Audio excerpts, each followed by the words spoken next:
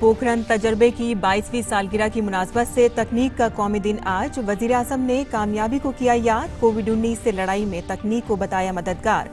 तहकीक और इख्तरा में लगे लोगों को किया सलाम।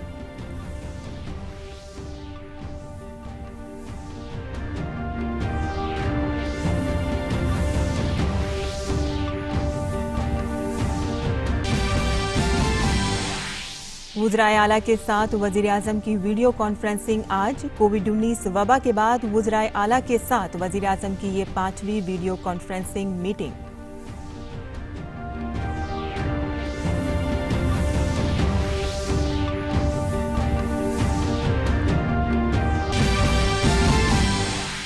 कल से रेलवे शुरू करेगा चुनिंदा मुसाफिर ट्रेन खिदमात। आज शाम 4 बजे से होगी ऑनलाइन टिकट बुकिंग।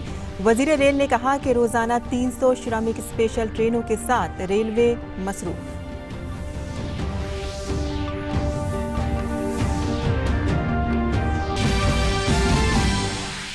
मुख्तलिफ मुल्कों में फंसे भारतीयों की वतन वापसी के लिए मुल्क का वंदे भारत मिशन जारी।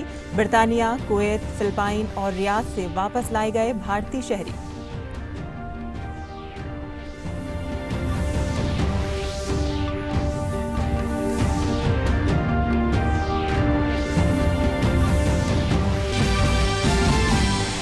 मुल्क में कोरोना के एक्टिव मामलात की तादाद हुई 44,029।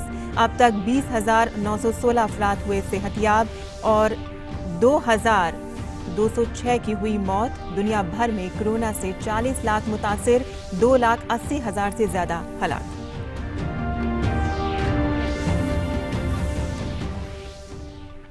आदाब नाज़रीन, खबरनामे में आपका इस्तकबाल है। मैं हूं साइमा खान। अब खबरें तफसील से। आज तकनीक का आलमी दिन मनाया जा रहा है। साइंस और तकनीक के जरिए मईशत का फरोग इस बार का मौजू है। कोविड-19 के खिलाफ लड़ाई में तकनीक अहम किरदार अदा कर रही है।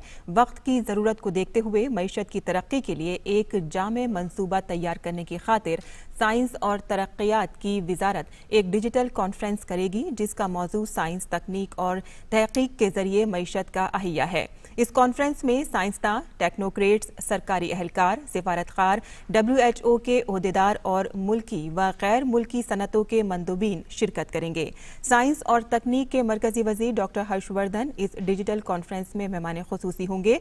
कोविड-19 के गुजर जाने के बाद के हालात में काम आने वाली तकनीक और मेडिकल पेशरफ्त का खाका तैयार करने पर इसका इजलास में खुसूसी तवज्जो दिया जाएगा।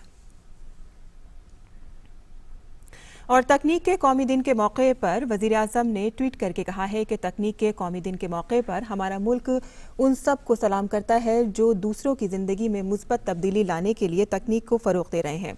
हम अपने साइंसदानों की आज ही के दिन 1998 में हासिल गैर मामूली कामयाबी को याद करते हैं। वो भारत की तारीख का एक गैर मामूली मौका था। 1998 में पोखरण में हुए तजर्बे मजबूत सियासी क़यादत की कारकर्दगी का इजहार भी है। आज तकनीक कोविड-19 से दुनिया को निजात दिलाने की कोशिश में बहुत सौ की मदद कर रही है। मैं उन सब को सलाम करता हूं जो कोरोना वायरस को हराने के तरीके खोजने की खातिर तहकीक और इख्तरात के महाज पर डटे हुए हैं। एक ज्यादा सेहतमंद और बेहतर कुर्रायर्स के क़याम के लिए हम तकनीक को फ़रोग़ दे रहे हैं।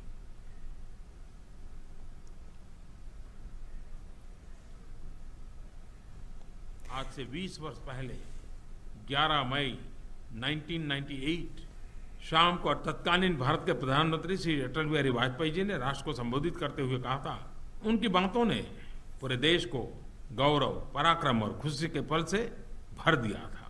विश्व भर में फैले हुए भारतीय समुदाय में एक नए आत्मविश्वास उजागर हुआ था। वो दिन था बुद्ध पूर्णिमा का। 11 मई 1998 भारत के पश्चिमी छोर पर राजस्थान के पोखरण में परमाणु परीक्षण किया गया था। उसे 20 वर्ष हो रहे हैं और ये परीक्षण भगवान बुद्ध के आशीर्वाद के साथ बुद्ध पूर्णिमा के दिन किया गया था। भारत का परीक्षण सफल रहा और एक तरह से कहें तो विज्ञान और तकनीक के क्षेत्र में भारत ने अपनी ताकत का प्रदर्शन किया था। हम कह सकते हैं कि वो दिन भारत के इतिहास में उसकी सैन्य शक्ति के प्रदर्शन के रूप में अंकित है। भगवान बुद्ध ने दुनिया को दिखाया है इनर स्ट्रेंथ, अंतर्मन की शक्ति शांति के लिए आवश्यक है। इसी तरह जब आप एक देश के रूप में मजबूत होते हैं तो आप सबके साथ शांतिपूर्ण रह भी सकते हैं। मई 1998 का महीना देश के लिए सिर्फ इसलिए महत्वपूर्ण नहीं है इस महीने में परमाणु परीक्षण हुए, बल्कि वो जिस तरह से किए गए थे वो महत्वपूर्ण है। इसने पूरे विश्व को दिखाया कि भारत की भूमि महान वैज्ञानिकों की भूमि है और एक मजबूत नेतृत्व के साथ भारत नित नए मुकाम और ऊंचाइयों को हासिल कर सकता है। अटल बिहारी वाजपेयी जी ने मंत्र दिया था, जय जवान जय किसान जय विज्ञान।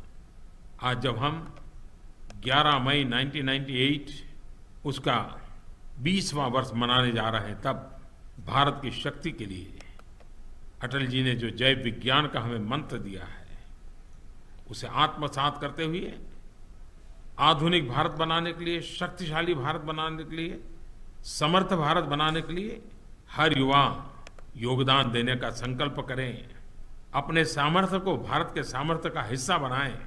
देखते ही देखते जिस यात्रा को अटल जी ने प्रारंभ किया था, उसे आगे बढ़ाने का एक नया आनंद, नया संतोष हम भी प्राप्त कर पाएंगे। और वजीर इत्तलात व नशरियात प्रकाश जावड़ेकर ने पोखरण दोम की 22वीं सालगिरह पर ट्वीट करके मसर्रत का इजहार किया है। उन्होंने लिखा कि आज न्यूक्लियाई तजर्बे की 22वीं सालगिरह है। अटल जी ने भारत को एक न्यूक्लियाई ताकत बनाया। तकनीक के कौमी दिन के मौके पर हमारे साइंसदानों और इंजीनियरों को हमारी नेक ख्वाहिशात। वज़ीर-ए-आज़म नरेंद्र मोदी आज तमाम रियासतों के वज़राए-आला के साथ वीडियो कॉन्फ्रेंसिंग के जरिए बातचीत करेंगे। वज़ीर-ए-आज़म की वज़राए-आला के साथ ये 5वीं मीटिंग होगी, जिसमें कोविड-19 पर काबू पाने के लिए रियासतों और मरकज के दरमियान बाहमी ताउन के साथ काम करने की जरूरत पर जोर दिया जाएगा। इस सिलसिले की पिछली मीटिंग 27 अप्रैल को हुई थी। लॉकडाउन में कुछ रियासतों में दी गई रियायत के बाद ये पहली मीटिंग होगी। और भारत में कोरोना की जांच के लिए पुणे के नेशनल इंस्टीट्यूट ऑफ वायरोलॉजी ने देसी तकनीक पर IgG एगलीसिया टेस्ट किट बनाई है। इससे इंसानी जिस्म में कोरोना वायरस से मुतालिक एंटीबॉडी की मौजूदगी का पता चल सकेगा। याद रहे कि मुंबई में 2 जगहों पर इस किट की अहलियत की तस्दीक की गई है, जिसमें से इसे मौसर और दुरुस्त पाया गया। इसकी खूबी यह है कि इसमें 2.5 घंटे के दौरानिए में 90 नमूनों की एक साथ जांच की गुंजाइश है, जिससे जल्द नतीजा मिल सकेगा और ऐसे मरीजों को फौरी तिब्बी मदद दी जा सकेगी जिन्हें मेडिकल केयर की फौरी जरूरत होगी। इस टेस्टिंग को जिलाई सतह पर भी किया जा सकेगा। नेशनल इंस्टीट्यूट ऑफ वायरोलॉजी ने जाइडस और कैडिला को ये तकनीक मुंतकिल की है ताकि इसको बड़े पैमाने पर तैयार किया जा सके। अद्वियात की तैयारी पर कंट्रोल रखने वाले महकमे ने जाइडस को इसकी सनती पैदावार और फरोख की इजाजत दे दी है। मरकजी वजीर सेहत डॉक्टर हर्षवर्धन ने इसके बारे में ट्विटर पर मालूमात बताते हुए कहा है कि ये इन्फेक्शन के राब्ते में आने वाली आबादी के तनासुब की निगरानी में अहम किरदार अदा करेगी। और भारतीय रेल लॉकडाउन की वजह से बंद मुसाफिर गाड़ियों की खिदमात कल से शुरू कर रही है। वजारत रेलवे ने इससे मुतालिक एक जामे मंसूबा तैयार किया है। शुरू में कम तादाद में ही ट्रेनों को शुरू किया जाएगा और इस दौरान लोगों की सेहत और कोरोना इन्फेक्शन की जांच भी की जाएगी। और PIB के एक बयान के मुताबिक रेलवे ने 12 मई से कुछ मुसाफिर ट्रेनों को चलाने का फैसला किया है। भारतीय रेलवे का मंसूबा है कि 12 मई से रफ्ता रफ्ता ट्रेनों को चलाने का आगाज किया जाएगा। शुरू में 15 जोड़ी चुनिंदा रेलगाड़ियों को चलाया जाएगा। ये ट्रेनें नई दिल्ली से चलकर डिब्रूगढ़, अगरतला, हावड़ा, पटना, बिलासपुर, रांची, भुवनेश्वर, सिकंदराबाद, बेंगलुरु, चेन्नई, तिरुवनंतपुरम, मडगांव, मुंबई सेंट्रल, अहमदाबाद और जम्मू तवी जाएंगी। और माइग्रेंट मजदूरों को उनके घरों तक पहुंचाने में मसरूफ भारतीय रेलवे ने इतवार को दिल्ली से एक और श्रमिक स्पेशल ट्रेन बिहार के मुजफ्फरपुर के लिए रवाना की है। इस ट्रेन में 1000 से ज्यादा माइग्रेंट मजदूर सवार थे। रेलवे बोर्ड के चेयरमैन विनोद कुमार यादव ने इस सिलसिले में DD न्यूज से खुसूसी गुफ्तगू की। इस समय जो एक स्थिति बनी है उसमें इकोनॉमिक एक्टिविटीज थोड़ी रुकी हुई है और उसकी वजह से जो प्रवासी हमारे श्रमिक भाई हैं, बहुत से ऐसे लोग हैं जो अपने प्रदेश में जाना चाहते हैं और इसको ध्यान में रखते हुए भारतीय रेल ने जो 1 मई को जो श्रमिक दिवस है उस दिन से एक श्रमिक स्पेशल चलाने का निर्णय लिया और 1 तारीख से लेके आज तक हमने 350 से ज़्यादा ट्रेनें चलाई। 4 लाख से ज़्यादा जो हमारे प्रवासी श्रमिक भाई हैं उनको हमने उनके गंतव्य स्थान, उनके प्रदेश में पहुंचाने का काम पूरा किया। और इसके लिए जो हमारे राज्य सरकारें हैं उनके साथ एक समन्वय बना के जहाँ पे हमारे श्रमिक भाई रह रहे हैं और जहाँ उनको जाना है, जिसको कि हम कहते हैं कि सेंडिंग स्टेट और रिसीविंग स्टेट, इनके साथ एक पूरा तारतम्य बना के और हमने ट्रेनें चलाई। वहीं भारतीय रेलवे ने 5,231 रेल कोचों को कोविड केयर सेंटर्स में बदल दिया है। इसका मकसद कोरोना के खिलाफ जारी लड़ाई में तेजी लाना है। ऐसे 215 स्टेशनों की निशानदेही की जा चुकी है जहां इन कोविड केयर सेंटर्स को कायम किया जाएगा। इनमें 2,500 डॉक्टर और 35,000 मुआविन तिब्बी एहलकार तैनात होंगे। 5,000 बिस्तरों को भी तैयार किया गया है ताकि फौरी तिब्बी मदद मुहैया कराई जा सके। इस काम में लगे एहलकारों के लिए रेलवे ने अपनी खुद की PPE किट तैयार करनी शुरू कर दी है। ये किट उन एहलकारों के काम आएगी जो पानी, बिजली, खाने और सिक्योरिटी से मुतालिक काम पर लगे होंगे।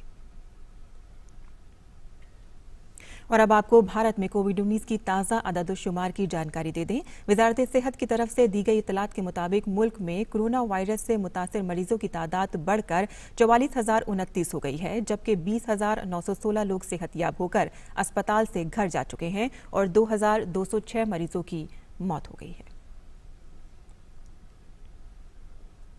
मरकजी वजीर सेहत डॉक्टर हर्षवर्धन ने कहा है कि भारत में कोरोना के खिलाफ लड़ाई की सूरत हाल में तेजी से बेहतरी आ रही है। उन्होंने कहा कि बहुत सारे अफराद सेहतयाब हो चुके हैं। वजीर सेहत ने कहा कि मुल्क में रिकवरी रेट 30% से ज्यादा है, जबकि शरह अमवात 3.3% के पास है। तो पिछले 3 दिन का हमारा जो डबलिंग रेट है वो 12 है। हमारा जो रिकवरी रेट है वो हमारा आज 30% से ऊपर पहुंच गया है। 60,000 में से लगभग 20,000 जो हमारे मरीज़ हैं वो ठीक होकर वापस अपने घरों में चले गए हैं और हमारा जो मॉर्टेलिटी रेट है वो अभी भी केवल 3.3% बना हुआ है। यद्यपि एक भी मृत्यु होती है तो वो बहुत कष्टदायक होती है। पिछले 24 घंटे में 10 हमारे स्टेट्स और यूनियन टेरिटरीज ऐसे हैं देश में जहां एक भी केस नहीं आया है। और कोरोना वायरस की आलमी वबा के दौरान दुनिया भर में फंसे भारतीयों को वापस लाने की मुहिम वंदे भारत मिशन जारी है। शहरी हवाबाजी के वजीर हरदीप सिंह पुरी ने ट्वीट करके बताया है कि एयर इंडिया एक्सप्रेस, वजारत खारजा और हमारे मिशनों की अनथक कोशिशों से मिशन वंदे भारत जारी है। कल दोहा, लंदन, सिंगापुर, रियाद, कुवैत और कुआलालंपुर से 6 परवाजों से 1,239 भारतीयों को वापस भेजा गया। मजीद परवाजें अभी जारी हैं। वहीं अमेरिका में फंसे 225 भारतीयों को लेकर एयर इंडिया की पहली फ्लाइट मुंबई पहुंची। सैन फ्रांसिस्को से 225 भारतीयों को लेकर यह तैयारा मुंबई हवाई अड्डे पर पहुंचा। लंदन से भी एक तैयारा बेंगलुरु पहुंचा। तैयारे में 323 भारतीय सवार थे। फिलिपाइन की राजधानी मनीला में फंसे भारतीय भी वतन पहुंचे। मनीला से भारतीय शहरियों को लेकर एयर इंडिया की परवाज मुंबई पहुंची है। और सऊदी अरब के रियाद से 139 भारतीय शहरियों को लेकर एयर इंडिया का तैयारा दिल्ली हवाई अड्डे पर उतरा। गुज़िश्ता शब कुआलालंपुर से एयर इंडिया का एक तैयारा कोची हवाई अड्डे पर पहुंचा। तैयारे में 2 बच्चों समेत कुल 177 भारतीय शहरी सवार थे।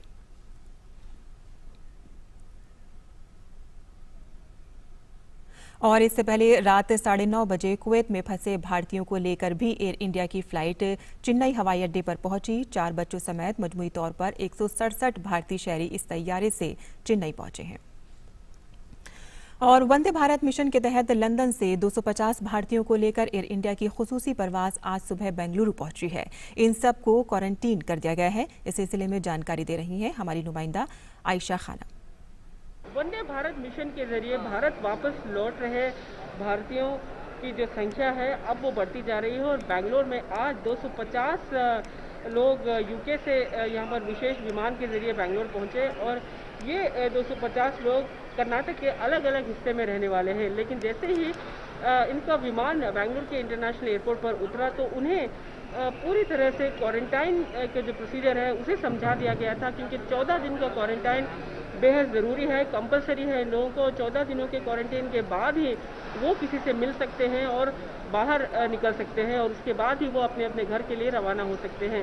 इसके अलावा जैसे ही इन लोगों का विमान बेंगलुरु इंटरनेशनल एयरपोर्ट पर निकला तो सबसे पहले उन्हें तमाम सुविधाएं दी गई, और सबसे पहले ये कहा गया कि वो एक सिम कार्ड को एक्टिवेट करें। अपने मोबाइल में एक नया सिम कार्ड एक्टिवेट किया, और उसके बाद उन्हें क्वारंटाइन ऐप, जो कर्नाटका सरकार क्वारंटाइन ऐप को कंपलसरी बनाया है, क्वारंटाइन ऐप को डाउनलोड करने के लिए कहा गया, क्योंकि जब तक ये लोग क्वारंटाइन में रहेंगे तब तक वो इस ऐप का इस्तेमाल करेंगे, और हर रोज़ 2 तस्वीरें सरकार को, डिपार्टमेंट को भेजते रहेंगे, क्योंकि इसके ज़रिए क्वारंटाइन ऐप के ज़रिए जो GPS द्वारा टैग है उसके ज़रिए हेल्थ ऑफिशियल्स उनकी सेहत पर निगाह बनाए रखेंगे, निगरानी करेंगे। इसके अलावा इन तमाम यात्रियों को आरोग्य सेतु ऐप भी डाउनलोड करने के लिए कहा गया, और ये आरोग्य सेतु ऐप के ज़रिए उन्हें अलग अलग जानकारियाँ मिलती रहेंगी।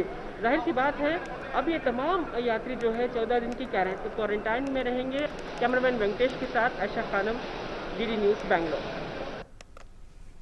और वंदे भारत मिशन के तहत भारतीय बहरिया का दूसरा जहाज INS मगर मालदीव में फंसे हुए 202 भारतीय शहरियों को लेकर माले से कोची के लिए रवाना हुआ। इस बहरी जहाज पर सवार मुसाफिरों में 24 खवातीन और 2 बच्चे शामिल हैं। लॉकडाउन के दौरान भारतीय बहरिया का ये सबसे बड़ा घर वापसी का मिशन है। और आलमी वबा कोरोना वायरस के दुनिया भर में अब तक 41 लाख से ज्यादा मामलात की तस्दीक हो चुकी है। कोरोना से दुनिया भर में अब तक 2,82,000 से ज्यादा लोगों की मौत हो चुकी है। और बात करें अमेरिका की कि अमेरिका में अब तक 13,29,000 से ज्यादा अफराद कोविड-19 से मुतासिर हो चुके हैं। इस वबा से 79,000 से ज्यादा अफराद अब तक जान गंवा चुके हैं। अमेरिकी नायब सदर माइक पेंस ने अपने एक मुआविन के कोरोना से मुतासिर पाए जाने के बाद खुद को अलग थलग कर लिया है। और ब्रितानवी वजीर आजम बोरिस जॉनसन ने लॉकडाउन के दौरान लोगों को घरों से बाहर निकलने की बतदरीज इजाजत देने का मंसूबा जाहिर किया है। उन्होंने मुल्क से खिताब करते हुए इसकी जानकारी दी। वजीर जॉनसन ने लोगों से कहा है कि अगर वो घरों से काम नहीं कर पा रहे हैं तो दफ्तर आ सकते हैं। ऐसे लोगों को पब्लिक ट्रांसपोर्ट के इस्तेमाल की इजाजत नहीं होगी। हालांकि तमाम स्कूल और गैर जरूरी सामान की दुकानें कम से कम जून तक बंद रहेंगी। उधर वेल्स, स्कॉटलैंड और शुमाली आयरलैंड में लॉकडाउन 28 मई तक बढ़ा दिया गया है। और फ्रांस में आज से लॉकडाउन में ढील दी जा रही है। इसके तहत मुल्क में गैर जरूरी सामान की दुकानें और कुछ प्राइमरी स्कूल खोले जा रहे हैं। हालांकि कोविड-19 हॉटस्पॉट रेड जोन में लोगों के 100 किलोमीटर से ज्यादा के सफर पर पाबंदी जारी रहेगी। उधर कोरोना वायरस की वजह से वहां 70 मजीद अफराद की मौत हो गई है। फ्रांस में 1,77,000 से ज्यादा अफराद कोरोना से मुतासर हो चुके हैं। अब तक 26,000 से ज्यादा अफराद इस वबा से मारे जा चुके हैं। और फ्रांस में कोरोना के खिलाफ लड़ाई में पेश एहलकारों को सलाम किया गया। एल्फिल टावर पर उन एहलकारों का शुक्रिया अदा करने के खातिर उनकी तस्वीर नुमाइश की गई। और इटली में कोविड-19 से कल मजीद 165 अफराद की मौत हो गई है। इस तरह वहां अब तक इस वबा से 30,560 अफराद मारे जा चुके हैं। अमेरिका और ब्रितानिया के बाद मरने वालों की ये तीसरी सबसे बड़ी तादाद है। लॉकडाउन में बतदरीज ढील के लिए लोगों को घरों से निकलने और कंपनियों में कामकाज शुरू करने की इजाजत दी जा रही है। उधर इतालवी वजीर आजम ने कहा है कि वो लॉकडाउन में तयशुदा वक्त से पहले ढील दे सकते हैं। और अब बात स्पेन की, जहां स्पेन में तकरीबन आधी आबादी को आज से लॉकडाउन में मशरूत रियायत दी जा रही है। आज से कुछ रेस्टोरेंट और आउटडोर खिदमात को शुरू किया जा रहा है। हालांकि मैड्रिड और बार्सिलोना अगले हुक्म तक लॉकडाउन के दौरान हॉटस्पॉट बने रहेंगे। उधर जिंदगी को मामूल पर लाने के लिए बार्सिलोना के साहिलों को कुछ घंटों के लिए खोला गया था। इस दौरान वहां जमा लोगों की निगरानी रखी गई।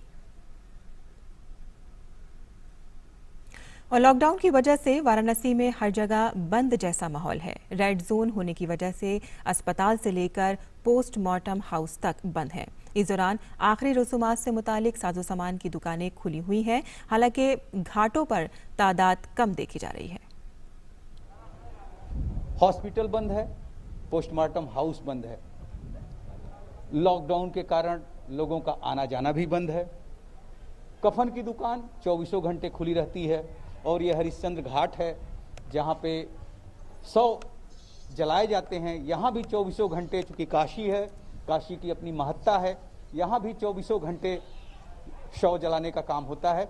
हमारे साथ ये बहादुर चौधरी जी हैं जो डोमराज परिवार के हैं और ये लोग हरिश्चंद्र घाट पे ही यही काम देखते हैं, शव जलाने से संबंधित जो होता है। बहादुर जी, ये किस तरह से लॉकडाउन के दिनों में चल रहा है सामान्य दिनों की अपेक्षा? इस समय लॉकडाउन की वजह से डेड बॉडी बहुत कम आ रही है।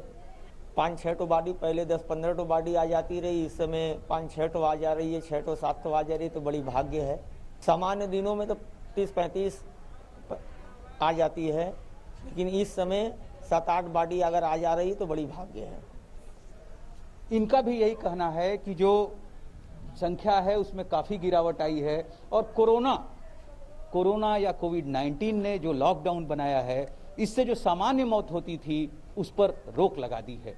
लोग इतने सतर्क हैं कि जो सामान्य मौत या जो एक्सीडेंट के कारण या जो किसी अपराध के कारण जो मौत होती थी उस पर कोविड-19 के लॉकडाउन के कारण काफ़ी कमी आई है। कैमरा पर्सन आनंद श्रीवास्तव के साथ doctor Harikesh Bahadur Singh Gautam, DD news, Harishchandra घाट, वाराणसी। और जहां कोरोना वायरस से मुकाबला जारी है, वहीं इस वायरस की वजह से मुल्क भर में लॉकडाउन और कर्फ्यू ने देही इलाकों के लोगों के काम करने के अंदाज पर भी खासा असर डाला है। अगरचे ये लोग लॉकडाउन की हिदायत पर सख्ती से अमल पैरा हैं, लेकिन फिर भी ज़राअत और बागबानी की सरगर्मियां रुकी नहीं हैं। मुल्क की लॉकडाउन और कर्फ्यू को 1.5 माह से भी ज्यादा का अरसा गुजर चुका है। ऐसी सूरत हाल में जिंदगी का तकरीबन हर एक शोबा इससे मुतासिर है। देही इलाकों का तर्ज जिंदगी भी इन्हीं में से एक है, जहां ये लोग लॉकडाउन के इस दौर को ज़राअत और बागबानी के कामों में गुजार रहे हैं। वहीं वो खाने पीने की अशिया में नए तजर्बात करके और दूरदर्शन पर चलने वाले मजहबी सीरियल को देखकर भी वक्त गुजार रहे हैं। डीडी न्यूज़ ने शिमला जिले के जुब्बल तहसील के दूरदराज गाँव संसोग में पहुँचकर एक कुंभे की सरगर्मियों का जायजा लिया। हमारा जो एक बहुत सुंदर प्रदेश है जहाँ पे कभी इस तरह की जो परेशानियाँ नहीं होती, वो भी इससे अछूता नहीं है। तो हम सब पूरे, जैसे पूरा विश्व, पूरा देश, पूरा प्रदेश और पूरे गांव मिलकर के इस समय में एकत्रित होकर के इकट्ठे एक साथ चल करके देश का साथ दे रहे हैं, सरकार का साथ दे रहे हैं। कहीं ना कहीं वो अपना साथ दे रहे हैं, क्योंकि ये महामारी ना तो सरकार को लगेगी, ना प्रदेश को लगेगी, ना इससे जो नुकसान होना है वो व्यक्तिगत होना है, परिवारों का होना है, समाज का होना है। इसलिए इसका पालन करना बिल्कुल शहरों से बिल्कुल डिफरेंट है यहाँ का। हम लोग सुबह मॉर्निंग में उठ जाते हैं, उसके बाद अपना मॉर्निंग वॉक वगैरह, और उसके बाद अपना घर का काम है, गाय का दूध ले आते हैं, उसके बाद बच्चों के लिए ब्रेकफास्ट वगैरह बना लेते हैं, और बिल्कुल अलग है। खान पान हमारे अपने क्यारियों में हरी सब्जियाँ उगी हुई है जो बिल्कुल ऑर्गेनिक है, कोई खाद वाद नहीं है उसमें। रामायण महाभारत पहले से भी देखा, अब भी देख रहे, और ठीक टाइम कट रहा है। बच्चे भी सब घर आ रखे, बच्चों के साथ भी खुश है। एक और खानदान की सरबराह रविंदर रावत ने बताया कि उनका कुंभा सिर्फ उसी वक्त मुकामी कस्बे तक जाता है जब कोई ज़रूरी काम हो, वरना उनका मामूल सिर्फ घर और ज़राअत और बागबानी तक ही महदूद है।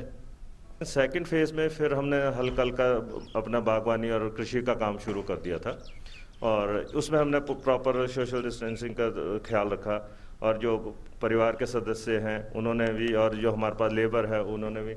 एक चीज़ ज़रूर है कि थोड़ा आर्थिकी पे ज़रूर फ़र्क पड़ेगा, पर अगर हम थोड़ा समझदारी से और संयम से काम ले तो सारा एक समय पे ठीक हो जाएगा। इसी गांव के बीएसएफ के एक रिटायर फौजी कमलेश रावत इन दिनों गांव के बच्चों को योगा और वर्जिश की तरबियत दे रहे हैं, ताकि बच्चों की सेहत और ज़हनी इस्तेहकाम बरकरार रहे। हमारा यही प्रयास रहेगा कि हम गांव में बच्चों को अच्छा प्रशिक्षण दें, ताकि आने वाले समय में नशे से मुक्त हो जाए, ताकि उनका फोकस भी स्पोर्ट्स के ऊपर बना रहे। गर्चे लॉकडाउन शहरी इलाकों के लोगों के लिए मुसीबत बन गया है, लेकिन देही इलाकों में खुसूसन ज़राअत और बागबानी से वाबस्ता अफराद की सरगर्मियाँ जारी हैं। Bureau report, DD news Urdu खबरें। और रमज़ान का मुक़द्दस महीना जारी है, लोग इबादत में ज़्यादा से ज़्यादा वक्त गुजार रहे हैं। लॉकडाउन की वजह से सोशल डिस्टेंसिंग का भी ख्याल रखा जा रहा है। रमज़ानुल मुबारक का रूह परवर और ईमानी हरारत से भरपूर महीना हम पर साया फगन है और हम इसके दूसरे अशरे के फयूज़ व बरक़ात से मुस्तफ़ीद हो रहे हैं। इसके अलावा हम ये भी जानते हैं कि इस वक्त पूरी दुनिया आलमी वबा कोरोना से नबर्दाज़मा है, इसलिए हम हर तरह की इबादत अपने घरों में ही करें और गैर ज़रूरी तौर पर बाहर निकलने से एहतियात बरतें। इसमें कोई शक नहीं कि इस मुबारक महीने का हर लम्हा ही फयूज़ व बरक़ात का हामिल है। कितने खुश नसीब हैं वो लोग जो इन सातों से बहरामंद हो रहे हैं। इन लम्हात में हमें इस बात का अहद करना चाहिए कि हम हमेशा अपने रब के फरमाबरदार रहेंगे और ज़िंदगी का कोई भी लम्हा खालिक हकीकी की इबादत से खाली ना गुज़रे। रमज़ान के इन मुबारक अय्याम में हम सब पर लाजिम है कि हम अल्लाह का कुर्ब हासिल करें और इसके अलावा कोरोना जैसी मुहलिक वबा से बचने के लिए हुकूमत ने जो एहतियाती तदाबीर बताई हैं उन पर अमल करें। Bureau report, DD news Urdu खबरें। और हुकूमत ने व्हाट्सएप पर चल रहे उस मैसेज को अफवाह करार दिया है जिसमें दावा किया गया था कि आयुष्मान भारत मंसूबे की ऑफिशियल वेबसाइट आयुष्मान योजना.org है। PIB फैक्ट चेक ने ट्विटर करके बताया है कि pmjay.gov.in आयुष्मान भारत की इकलौती ऑफिशियल वेबसाइट है। तो नाज़रीन, आपसे भी गुजारिश की जा रही है कि आप भी गलत अफवाहों और गलत खबरों से होशियार रहें। कोई भी मैसेज अगर आपके व्हाट्सएप पे आए तो पहले देखें और गौर करें कि ये सही है या नहीं है, उसके बाद ही आगे फॉरवर्ड करें। इसी के साथ ही अब खबरनामा यहाँ ख़त्म पजीर होता है, लेकिन 3:15 पर हम फिर हाजिर होंगे उर्दू बुलेटिन के साथ। अब इजाज़त दीजिए, आदाब।